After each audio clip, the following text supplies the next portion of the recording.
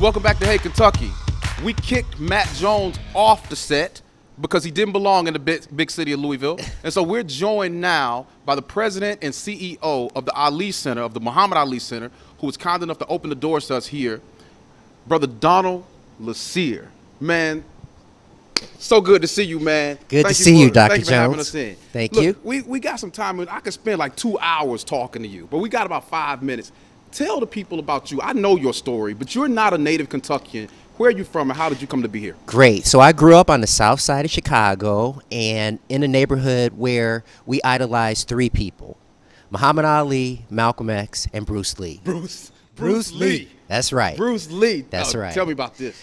Yeah, well, so as you know, Bruce Lee had a philosophy that dealt with mind, body, and spirit. And he always put it in a positive perspective. And so growing up, we were looking for, obviously, heroes. And, of course, Muhammad Ali was at the top of the list. But when you looked at what we were trying to accomplish as kids, keeping our bodies and minds positive, Bruce Lee was also another person that we looked up to. Bruce Lee and Muhammad Ali. So how did you come to be here? How did you come to get this job, and how long have you been at the Muhammad Ali Center? Great. So I've been here for 5 years, and of course I went through a process of interviewing with an executive recruiter who was looking for someone to replace a previous president here. And I got a call, and I'm going to tell you this story because it's pretty funny. I got a call, and the executive recruiter said, "We have a position for you in Louisville, Kentucky that we want you to interview for." And so I went and told my significant other, and she jumped up. She was sitting on our bed, and she's like, "What about our kids?" She didn't know that Louisville was such a spectacular city. Oh, Louisville is incredible. Incredible. And we have a lot of viewers of this show in Lexington. Yes. And I'm encouraging all of them to move to Louisville. They got to because it's such a great city. Yeah. And to make a long story short, I always had an appreciation of the Muhammad Ali legacy and what he accomplished for the African American community, but more importantly for the global community. So when I was presented this opportunity, I jumped at it. Most definitely. So tell me, how have things changed now for the Ali Center and its mission after Ali's death? You no longer have that asset. Of course, you have his family. Right. But has the mission shifted at all since his death? Actually, the mission itself hasn't shifted. We are still responsible for the legacy of Muhammad Ali.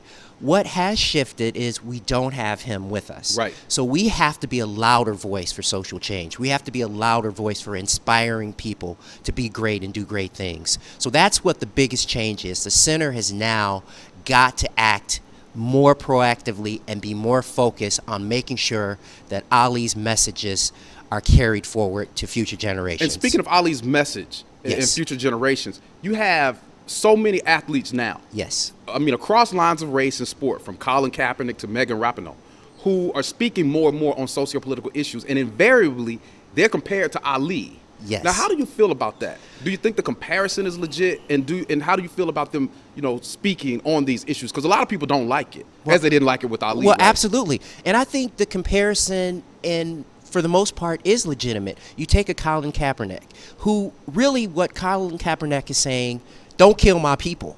That's all he's saying. And that's what his protest is about. Yet, in some circles, they say he's being blackballed, which is exactly what happened to Muhammad. He wasn't able to make a living doing what he wanted to do because of his social stance. And so I think it's important that athletes, because they have a platform, they have a voice, they have an avenue where they can say, don't kill my people, or they can say, this is what needs to happen in society. And so globally, I think this is important for athletes to do. That's incredible. We got about a minute left. You're in the middle of a great celebration right now. Yes. The I Am Ali Festival, which is running through what? Tell us about that very quickly. Sure, very quickly. It started on June 3rd, which was the anniversary of his passing. It runs through the middle of July, and what it is a celebration of Muhammad's 6 core principles. And each of these 6 weeks represent one of his principles, and we're highlighting one of those principles. Man, that's great. I'm encouraging everybody to get out to the Muhammad Ali Center here in the big city of Louisville, Kentucky. And when you come out, visit with President and CEO Donald Lassier. His door is always open. He is a man of the people. Thank you for coming out with us, brother. Thank you, Dr. And Jones. thank you for having us in here. Appreciate it. You know not to call me Dr. Jones. Call me Ricky.